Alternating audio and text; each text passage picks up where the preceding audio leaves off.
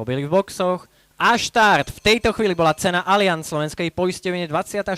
cena Arvy odštartovaná so všetkými 9 kobylami a Hangover spolu s Open End a takisto aj Living Colors majú ambíciu ísť do vedenia. Je to teda Hangover, Open End a Living Colors z vonkajšieho boxu, ale Hangover má samozrejme najvýhodnejšiu pozíciu pri bariére. Open End Tetra Rose je takisto na 3. pozícii, ktorá ušetrila metre. Living Colors ide cez ňu na 3. pozíciu, potom je tam Romaneta spolu s Fanta Girl Lady na 5. 6. priečke, Vája, McCapo a posledná Dirty Dreamer. Kobily vybiehli na protilahlú stenu 1200 metrov po pásku a je to Hangover spolu s Open End, potom je tam dvojica Living Colors a Tetra Rose. Vája sa posúva pod jockeyom Jánom Havlíkom na 5. pozíciu, Romaneta šetrí metre na bariére, potom je tam Fantagra Lady, McCapo a Dirty Dreamer.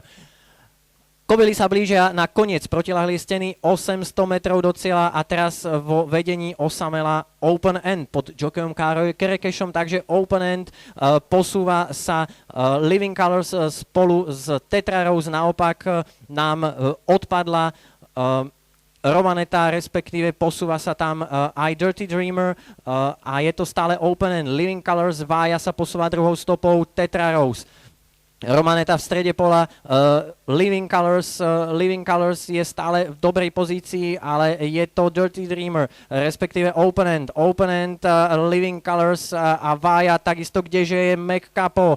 Teraz sa to rozšírilo a je to Living Colors spolu s Open End a Tetra Rose takisto. Open End, Living Colors, zvonka útočí ešte Romaneta stredom dráhy, Romaneta je prvá, Romaneta, slovenské víťazstvo, Romaneta, Vája, McCapo, Living Colors, Open End.